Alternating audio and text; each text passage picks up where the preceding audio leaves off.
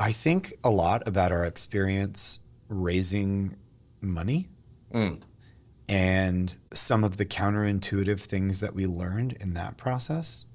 Not that by any means we are experts, but I guess we have more experience than most people in doing it. We have together raised and managed over $10 million of venture capital. I haven't tallied it up lately, but somewhere between $10 and $15 million worth of money. That's no small feat. No. Most people never take the step to start the company, let alone raise multiple rounds of funding. In case that's interesting to people, what to you jump out as having gone through that a few times, what are the least obvious things? Like, what are the things that surprised you? What are the things that were harder than you expected? What are the things that were easier than you expected? I think the main thing, and this is, going from naive about it to fully aware of it. And what I'm going to say, we're going to decide whether or not we want to include this. But sort of the mismatch between VC marketing and actual VC decision making. Yeah. There's a lot of daylight between those two things. Yeah.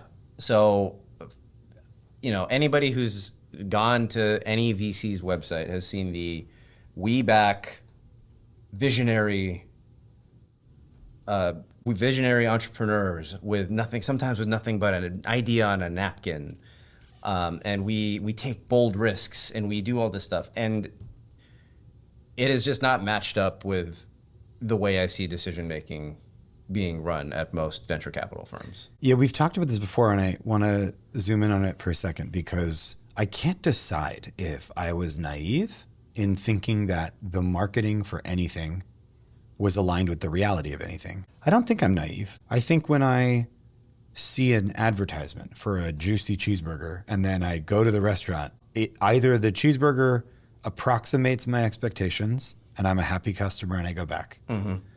Or they switcherooed and I get a mouthful of sand and then I am upset and I don't go back to that establishment. Mm-hmm. You would think there would be some market economic incentive for any entity or institution for their marketing to align as closely as possible with their reality. Yeah. Obviously, it's naive to think that they'll ever be exactly one-to-one. In fact, I don't know that ever could happen. Mm-hmm. Marketing is sizzle and sex, and it's the ability to help your customer envision themselves as the best version of themselves with your product or your service. And VCs do a fantastic job of that. Yeah, I think they do. But I'm trying to think, but the reality is so far away. And I don't mean to disparage the field. I certainly hope I'm not doing that. I've met some fantastic investors that I consider close personal friends even today, even after I've been unsuccessful in returning their investment. Yeah. And yet the experience of fundraising and seeing the decision-making process as it seems to really be is very interesting. So how would we articulate that to a young person that's never done that and is perhaps thinking about going out and pitching their idea, their prototype, their company? I think the decision making generally falls in three buckets when you're raising money. There's either you have a lot of hype, hype meaning either your company in particular has a lot of hype, you're in a market sector that has a lot of hype, and therefore venture capital is desperate to get into either specifically your company or your sector, and they're willing to entertain almost anybody who shows up from either your company or your sector. There's metrics, which is like, hey, it's not sexy, but the growth is off the charts, and I'd be a fool not to invest in this company. And then there's everything else, which is basically no, right? Like if you're not satisfying one of those two things, you're a no. So there's basically three buckets you'll fall into. And I can't imagine most of the venture, both deals that we've done and failures to raise that we've done have sort of followed that same pattern, right? It's either it's usually some combination of You're not in an interesting market. Your growth is not fast enough, and that's why you're in the no bucket. And because you don't fall into either of the two other buckets. Yeah. Really, and it has nothing to do with how innovative you are. It has nothing to do with what kind of entrepreneur you are, how much grit you have. It never seems to ever have, because that's what I mean by the sort of like differentiate. It's so different from what the marketing presents of like, we're taking risks even if it doesn't make sense. If it doesn't look like a good idea now on paper, like we believe in the entrepreneur. I haven't really seen that. Yeah, the marketing seems to be that VCs wants the culture to view them as like intrepid explorers that are going out into the garages of Menlo Park and Redwood City and like scouring every garage for that one overlook neck-bearded engineer that just needs a chance, and they're going to invent cold fusion, change the world. Everyone's going to get rich. Yeah. That's I think what they're selling. Yeah. And I'm not saying that none of them do that, by the way. There's some that go out of their way to look for Sure. for uncut gems, right? Yeah. Yes. There's a whole I'm getting weird here. I'm going to probably post-it note this for a later discussion, but I think it's fascinating the influence Hollywood has had on Silicon Valley. Interesting. What do you mean by that? By that I mean, I can't help and look at the way Andreessen Horowitz has grown. Mm-hmm. They're very good investors, but there are other very good investors that have not engaged in the shock and awe strategy of venture capital investment, of building a platform team, of acquiring media companies. I was going to say the media is probably the biggest part of that. And it is the closest thing I can think of to it is the package strategy of, I think it was CAA, Creative Artist Agency. I think I got to do some homework on the history of this. But if I'm remembering correctly, it was a huge innovation in the 80s and 90s in Hollywood for the agency to be so big it is impossible to ignore, where you take the funnel of talent and you widen the top of it so big that nothing can escape it. Yep. It becomes an event horizon. Yep. And you end up seeing every deal because you're so big. Mm-hmm. It's a strategy. Yeah. And it seems to me that Andreessen Horowitz is running that same playbook 20 years later outside of Hollywood. And I might be wrong. The metaphor or the comparison might be inexact. But if there's any instructive power or accuracy to what I'm saying, it's fascinating because I think it's exhibit C in a long list of ways in which California, which has this multipolar influence, where Hollywood and entertainment and Silicon Valley and invention and technology have started to collide and merge and influence each other in ways that I think a lot of people don't really articulate very clearly. What I don't know what they would say, but it might not even be deliberate, right? It could be that it's like sort a convergent evolution. It's sort of like convergent evolution of us, like it works to carcinization. Carcination. Carcination. I overdid it. Is it the it's the fact that crabs have evolved. I imagine Mark Andreessen with crab claws. But I don't know for sure, but I would imagine it's possible that they did not study CAA and say, oh, that's an interesting strategy, but we're going to apply that to venture. It's just that if you're big enough, why not do that? Yeah. It seems to me, though, that they have been executing a deliberate strategy of becoming so big that nothing can fall outside their net and they see everything. Yeah. So they basically get right. That's interesting. They get right of first refusal on almost every deal. Exactly. I would think so. I'm not inside. Sure. I'm. And I imagine that's a very expensive strategy, but it is logically a sound strategy. Yep. And it's really interesting. I am digressing, though, because the original thing we were talking about is... What are things that were surprising exactly in the fundraising process? And there's a subject that I didn't think we were going to talk about right now, but why not? And that is, I've had this observation rattling around the back of my head for a long time. And I've checked it with you. I've checked it with people I trust in the investment world. I think good entrepreneurs are always desperately looking for market signal. The game, the key seems to me to be, how do I remove every distraction and every extraneous piece of information to get as close as I can to customers and understand what they need and give it to them faster, better, cheaper, or more effectively than you've gotten it before. And this is a signal, a heartbeat that we are trained over time to feel even scared and adrift when we're not getting it. Oh, yeah. I think good founders, and I think we in our prime, we've talked about this. We go more than a week without talking to a customer, and we start feeling like a little jittery or like a little... We have lots of real stories we can get into. Yeah, about the times that's happened. Feeling antsy. And I think that's good. That's a good anxiety. Yeah. When it comes to fundraising, though, a customer, assuming you can get a customer's attention, there is a very rational, especially early on, there's a very rational cost-benefit, or not cost-benefit analysis, a very rational incentive alignment. Mm-hmm. You either are or are not accurately perceiving the need of the customer. That's logic gate number one. Are you even perceiving the problem? And if you are, have you built something that even partially satisfies that need or solves that problem? Mm-hmm. And if you do, and the price is right, someone will pay for it. And if you don't, they won't. Yeah. There's that line that I can't stop thinking about from that book, The Mom Test. Everyone's a liar until you ask them to take out their wallet. Yeah. And it's amazing. There's no shame in it. In fact, I feel like it's a superpower of practicing it enough times, of asking someone to take out their wallet, that I don't feel as often or as acutely that shame or fear that comes from our culture.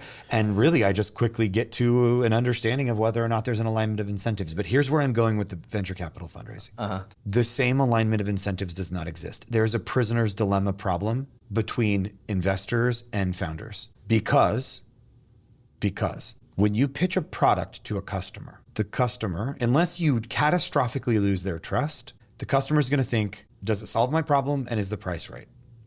If the answer is no, it's clear. There's always a chance later to come back and to reassess at a later stage.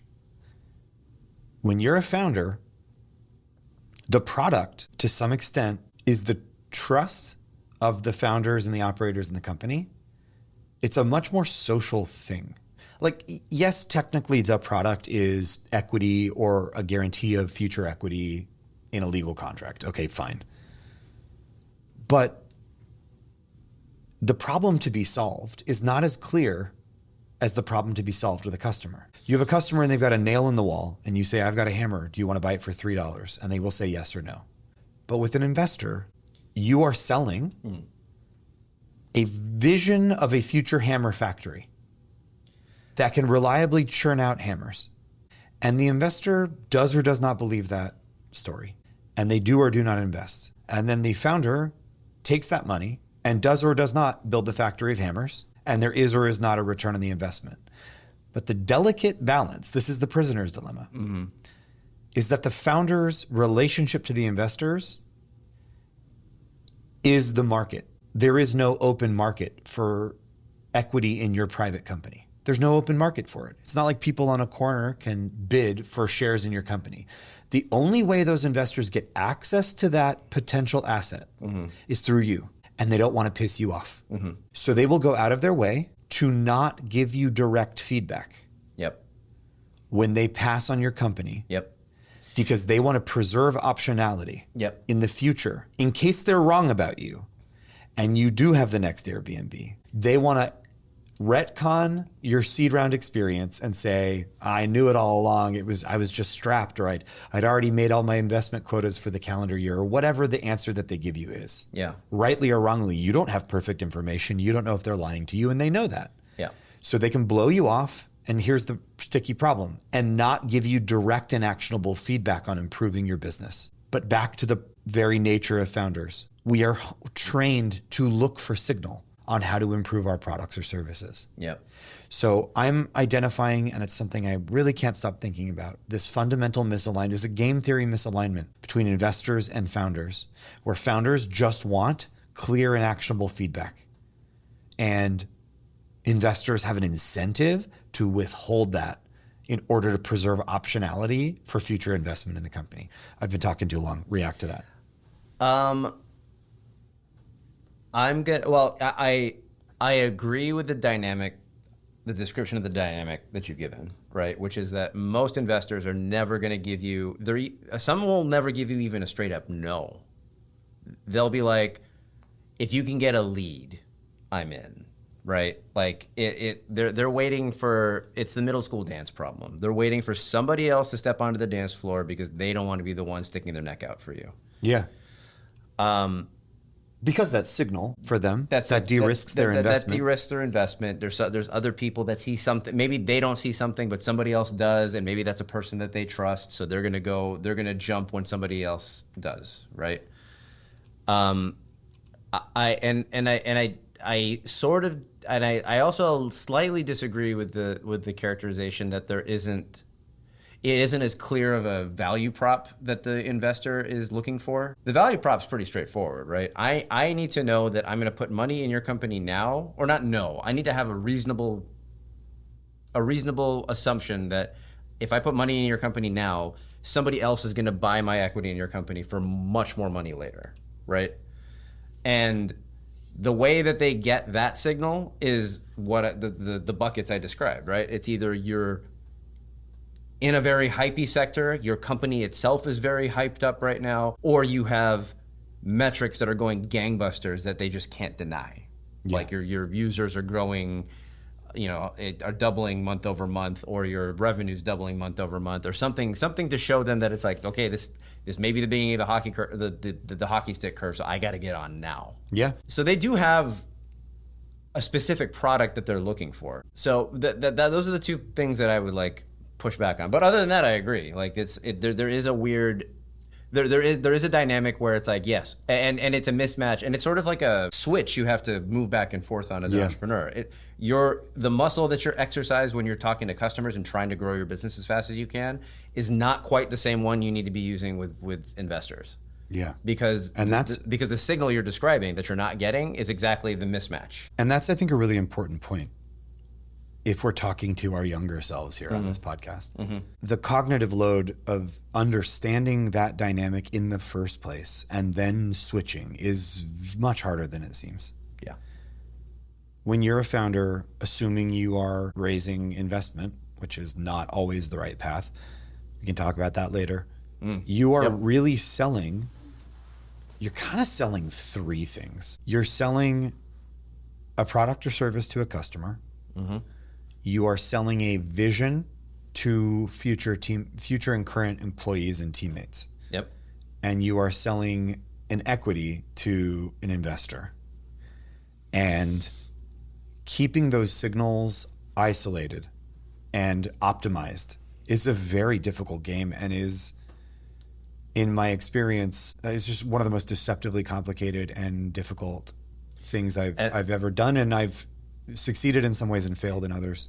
And then what's the thing that we like to say all the time, that everything's a fractal? Within each of those three things, it's like an infinite amount of complexity that you have to deal with. Yeah. So I want to flag this, I guess, maybe as a lesson to ourselves in the past. One, something that you said earlier that's really important. When you're fundraising, when you're meeting 100 investors, you are not courting 100 investors. You are looking for one lead. Yeah. Your job is to find the one lead. Yep. Another related lesson is that FOMO is the most powerful force on earth. And understanding, I think the third thing is, this is a really controversial one, but I think it's really true. Once you've been a founder that has successfully raised some money,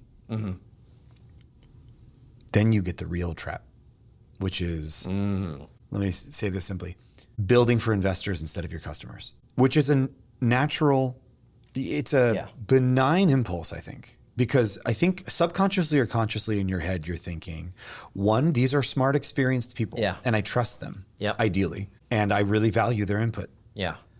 Two, if I need more money in the future, I might need them. Yeah. And I need to make them feel bought in and part of this process, which is actually maybe the mirror image of the thing I was saying a minute ago, of the VCs not being able to give direct feedback to founders for fear of closing future optionality. Founders, quote unquote, selling to investors instead of their customers is maybe optionality preservation for the future. I got to think about that more. Yeah.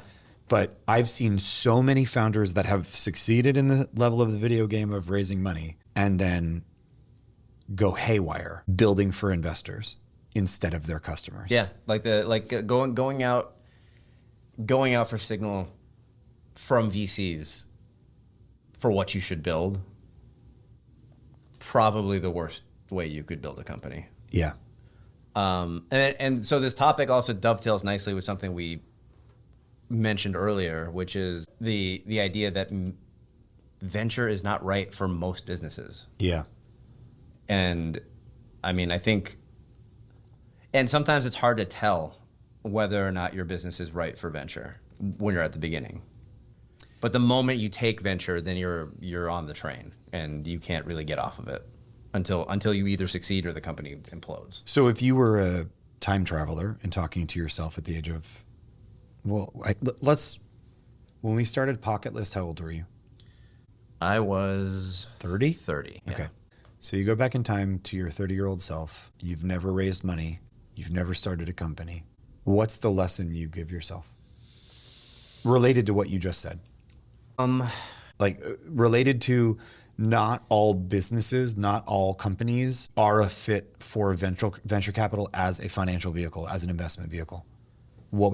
That's a good question. Because I don't know. Because I am putting myself in my shoes at the time, and it's really hard to tell. Do you think PocketList, do you think the shape of the business, our hypothesized business model, our hypothesized product was a fit for venture capital? I think the hypothesis as we constructed it at the beginning may have been. I think we found out that it probably wasn't. Yeah. I think if COVID hadn't kicked in, we still would have had trouble going from Series A to Series B, right? Yeah, I don't know that that business, as we like I said, with the caveat that is as we hypothesized it at the beginning when we raised money. Yeah. I think that I think at that time it would have made sense, but given that it turns out that the business model just didn't work. Yeah. Means that it wasn't a venture business. I disagree. I think PocketList had all of the shape of the right type of business for venture capital financing. But I only arrive at that conclusion after a lot of going back and forth over the years. And certainly I didn't know what I know now when we first fundraised. So let's talk a bit about. Let's talk a bit because maybe we even disagree a little bit about what the traits of a company that should be raising venture capital financing and like what does that look like? It has to be a business that can grow like almost uncontrollably. Yeah. Right? Like it has to be able to, like plausibly, your product should be able to serve 1 in 10 people on the planet. Yeah, something like that, right? Like there are venture businesses that end up being like, let's call them doubles or triples, that are successful business. They're hugely successful businesses. But I have a feeling if you ask the VCs that made the investment into the company, they would say like, that's not.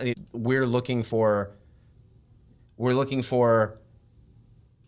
500, 1,000 X returns. We're not looking for even 100 X returns are not enough to justify the investments that we're making. So like even if you were to do a double or a triple, I'm using baseball, sports metaphors. It's a common, it's also just to be clear for anybody who might be listening, wondering if it's like a revenue multiple or something that I'm talking about. No, it's just a baseball metaphor. And like to note that for young people, it is a common mental model for used in fundraising. Yeah. So if you're hitting a double or a triple, that's not like, and if that's what you're pitching. So actually, that's a good lesson. If you think pitching something that will be a double or a triple, and not a home run or a grand slam, You're going to get passed on. you're going to get passed on. Like it has to be the vision, and the person you're pitching has to believe that they're investing in something that will return 1,000 times the money they're putting in. Yeah. Especially seed round, right? Seed round is like you're getting in so early, taking so much risk that it needs to be at least 1,000x return. Yeah. Or they have to believe that it's possible for them to get 1,000x return from the investment. Yep. Otherwise, they're just going to pass on you. So if you're talking about like, oh, we're going to grow 30% every year, and that's a good business. I'm not saying that's a bad business. It's not a venture scale business. Yeah. And so getting back to PocketList, I think like the original hypothesis we had. So let's talk about PocketList. So do you want me to pitch it, or do you want to pitch it? I talk too much. You can pitch it. All right. So PocketList, for those listening at home, was an apartment hunting app at its core, right? It was a way for you to find a place to live. The twist that we gave it was it's a give to get social, almost like a social network. Almost like Glassdoor, right? Like a Glassdoor for apartments, where it's like, okay, any given person who's living in an apartment is an expert on that place now, probably knows more about what it's like to live there than the landlord, the person that actually owns the place, knows about the apartment. And two, they know a very, very important piece of information that nobody else knows, including the landlord, which is when they're thinking they're going to be leaving the apartment. So most people, when they're starting to look, they start looking at listings probably 3 months before they're about to leave, just to get a feel for where they might end up, what kind of things they're looking for. So, but that's a 3-month window that most landlords don't even know it exists until and basically they mostly get a 30-day window where it's like, hey, I'm leaving in 30 days. And so PocketList, the idea was, 3 months ahead of time that you're looking for a place. So we're going to give you access to this network of listings of other people who know they're going to be leaving in the near future. And in exchange, what you have to give is your date of where you're planning on leaving and the details about your apartment and where it's at, how much you're paying for it, what is it like. Give us details about, are the neighbors noisy? Do trash trucks drive through your street constantly? Any sort of quality of life things that you can tell us about. Yeah, I want to interject here. Yeah. Most real estate networks operate purely on quantitative data. And we were adding a lot of qualitative data. Yes. That nobody had. That nobody else had. We were finding, and exploiting is a bad word, and I don't mean that in an exploitative way, but we were finding and leveraging an information asset that nobody had ever leveraged before, which is the knowledge of the departing tenant. Yeah. And this was a novel idea. I mean, I think that we may have found one or two other things that were kind of similar to it that had been tried before but sort of fell apart, but they weren't exactly PocketList. Now, the trick to it that we figured out that I think is why it looked like a venture scale business at first was the cost of user acquisition that we figured out. That was one of the things that was like the major. Not only that, yes, that was important, and I want you to elaborate on that in a minute, but also I want to remind you that it wasn't just the cost of user acquisition, it was the cost of inventory acquisition. Right, yeah. Yes. So for those of you... on the surface you may think is the same thing, but it's kind of distinct. Right, so let's walk through that, right? If I'm selling a baseball hat on a Shopify website, and the hat is for sale for $50. And I acquire the user through a Google AdWord campaign. And I acquire them for $20 and they successfully buy a hat. Then I have my customer acquisition cost is $20. And if they never buy the hat ever again, like if they never buy anything else with my store ever again, then my customer lifetime value is $50, the value of the hat. And my CAC to LTV ratio is 1 to 2.5. 1 to 2.5? Right. 2.25? 2.5 to 1. That's what you're looking for. There we go. Yeah, sorry. You have the engineering degree. What was interesting about what we were doing is saying, yes, we're acquiring a user, and that sometimes costs money. We can drive that down with marketing, brand, great user experience, word of mouth, gamification. There are a lot of ways we can drive that down, but we are acquiring users. But first of all, when a renter, especially a young renter, is onboarded, that young person will change apartments an average of 8 times over 10 years before they buy their first home. And these are American national average numbers. Mm-hmm. And I need to double check. It's been years, but I'm pretty confident that I remember these numbers. So that's thing number one. Thing number two, they're not buying a hat, which is a perishable physical good, that once the company that makes the hat sells the hat, it's done. That transaction's over. Once that user tells us about the unit of inventory that they're leaving, we now have the best data about that unit forever until that unit gets bulldozed, which does not happen very often. Meaning that unit of inventory, it's an apartment in Santa Monica that's renting for $2,500 a month, right? There is a theoretical asset value to understanding that and leveraging that data to help market and turn the unit. That's real money for a landlord, real money for a property management company, real money for a tenant in some circumstances. And doing that repeatedly makes for a very compelling customer lifetime value or listing lifetime value analysis. So I just wanted to remind you and remind me and share with our listeners some of the very novel framing behind this. Now, that's where we get into, so that, in my opinion, that's where we get into where our assumptions were wrong. And I think that was, there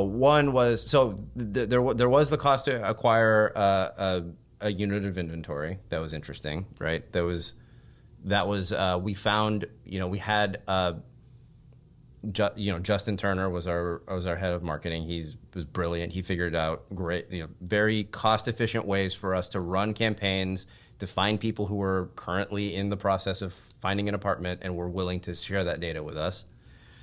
But I think where things, it was really the other side of it where things fell apart, right? Because that was so our assumption was, that's great that we can do that. That's a great user experience. Like that's fantastic.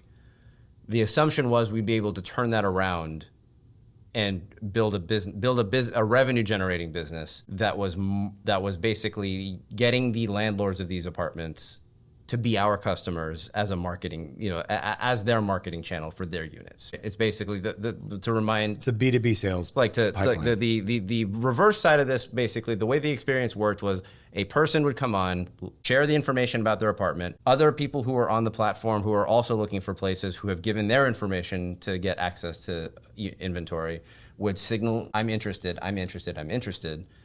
And then on the backside, the idea was we would be able to go, once the tenant had given notice, we would be able to go to the landlord and say, hey, landlord, you were renting to this person for 3 years. They were, they're very happy with the apartment. It's a very nice unit. You've taken good care of them. You're not a slumlord from what we've seen in the data that we've gathered from this person.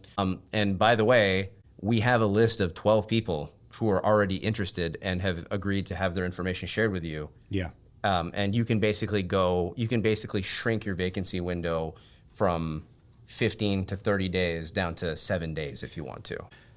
My memory was that the original hypothesis behind the business model was one that was very sane because we've seen it in the wild many times before. And that was Yelp. It was claim your inventory and access the data and manage your reputation, right, on this information resource or website, right?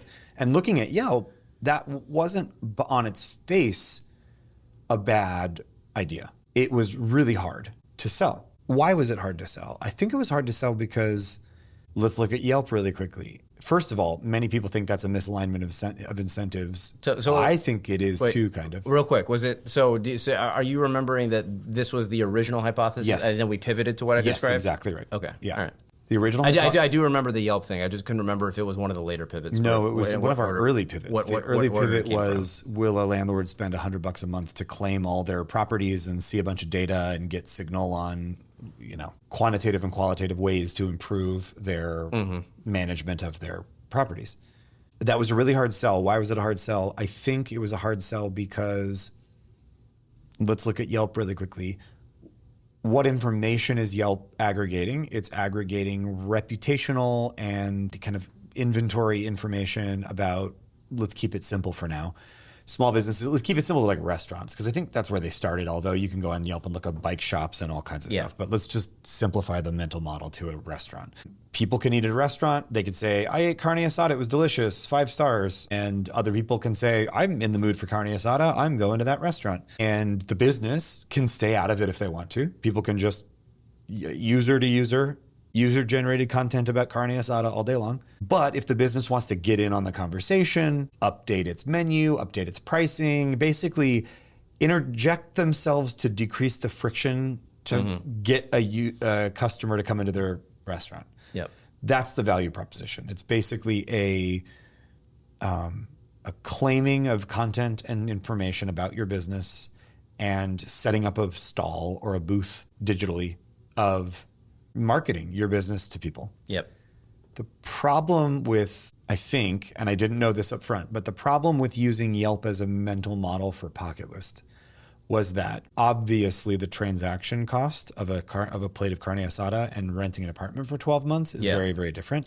Second of all, the frequency of turnover and the many-to-many relationship, right? With Yelp, many people can go to the same restaurant and order carne asada. Yep. There is a many-to-many relationship between eaters and carne asada plates. Yeah. With an apartment, there is a one-to-many relationship. There are many people that could rent an apartment, but only one person that does rent an apartment. Yep. It collapses into a one-to-one relationship. Yeah. I do remember, well, speaking of the fundraising question, I do remember that was one of the objections that we got a lot during fundraising was like, oh, the frequency isn't fast enough for it to be. You have a person that comes in at most once a year to your platform.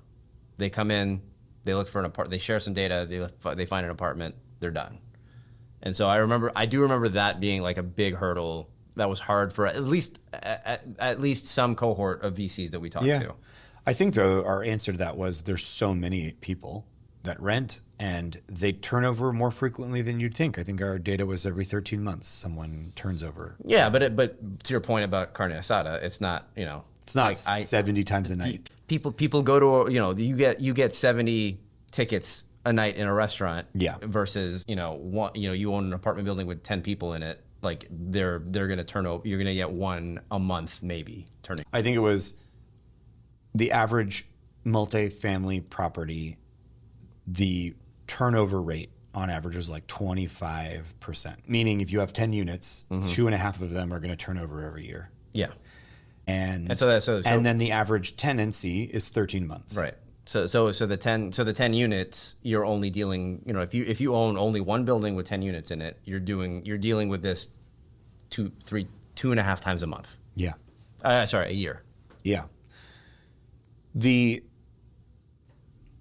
pivot business model behind PocketList was, I think, admirably more interesting and more sound, but involved, for it to have succeeded, it would have involved so much more money and time and engineering than we ever possibly could have had, even without a global pandemic causing eviction moratoriums, et cetera.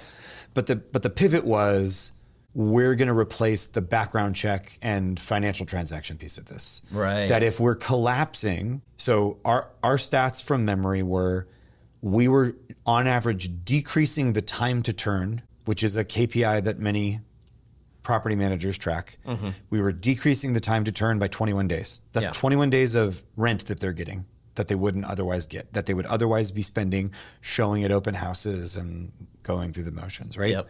And so the idea that not only were we going to build that list, hey, unit 1 just went on the market today, didn't even go on the market. Your prior tenant gave notice today on a Monday. And unbeknownst to you, property manager, it's been on this secret website for 2 months.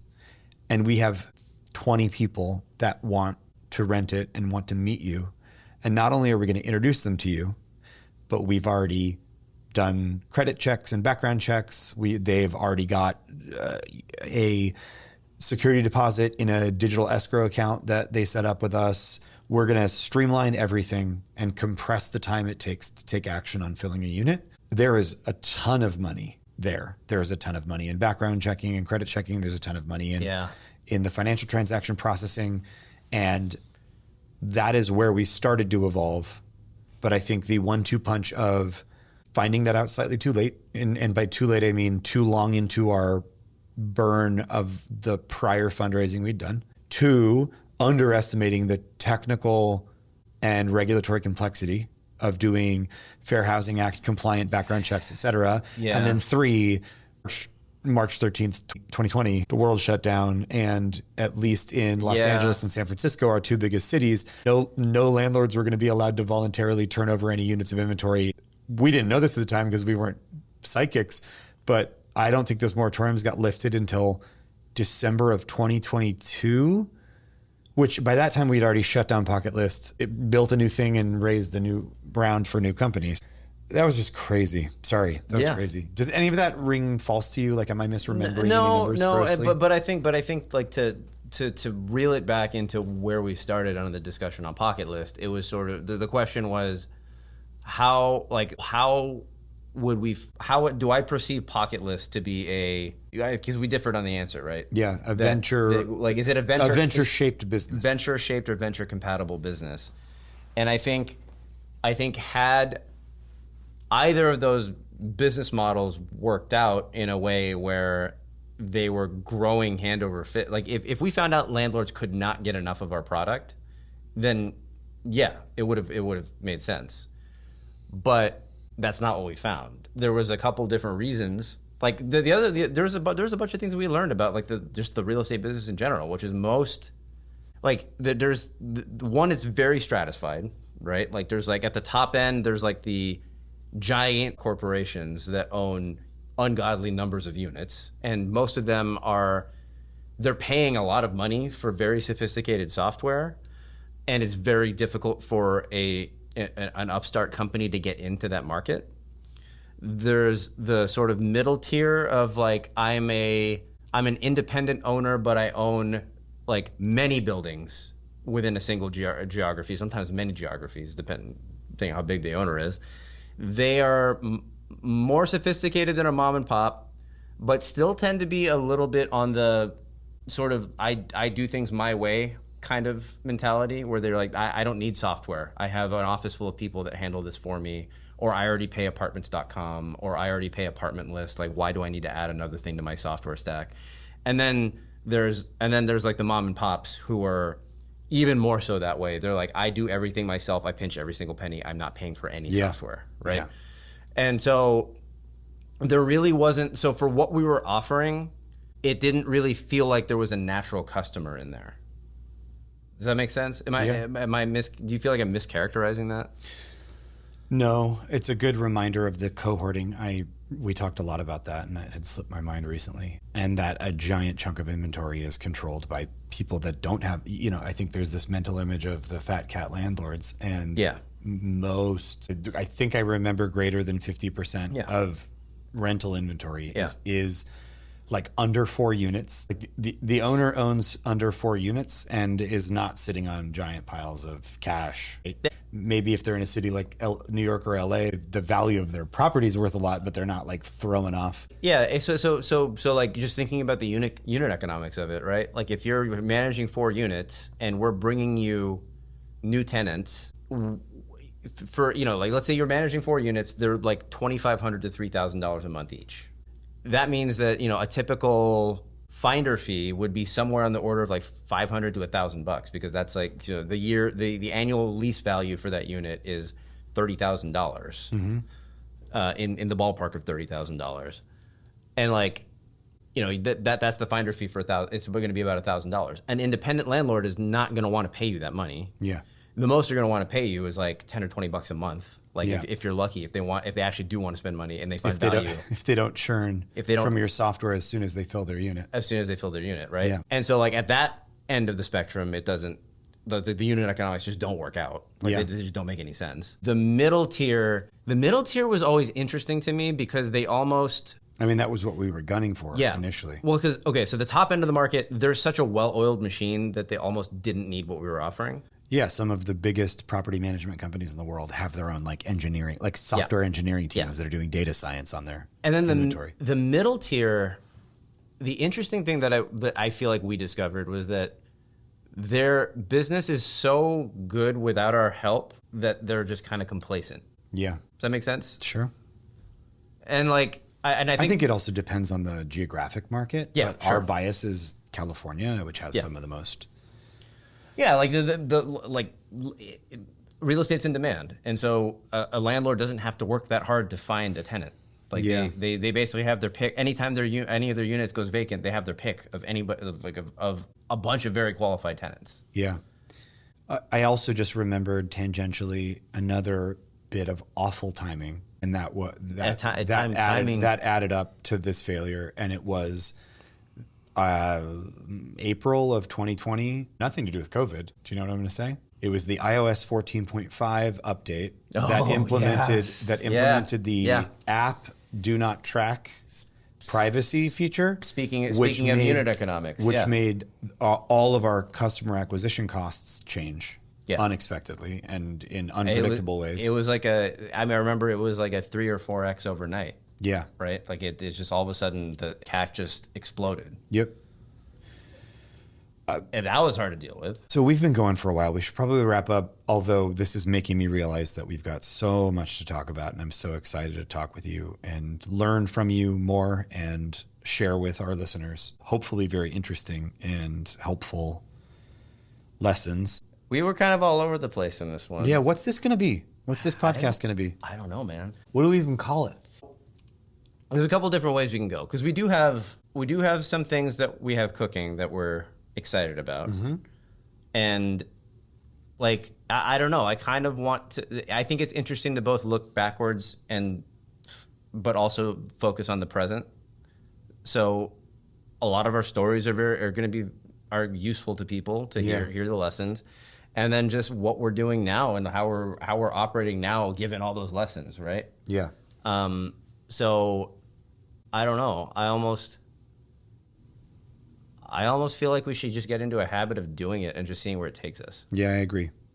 Maybe a little more, maybe slightly more structure than we have for this one, but you know that I'm obsessed with naming things. Like they don't feel real to me until they have a name. And so something about not having a name for this yet makes me uncomfortable. We can't call it boops.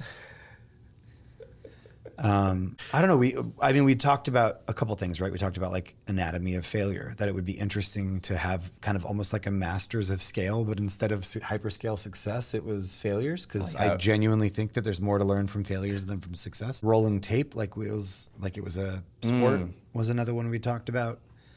That, I don't know. It's also interesting to think like, are we going to interview people? Are we going to examine other companies and products that aren't ones that we've built? Well, we can't talk about just PocketList and Heirloom forever.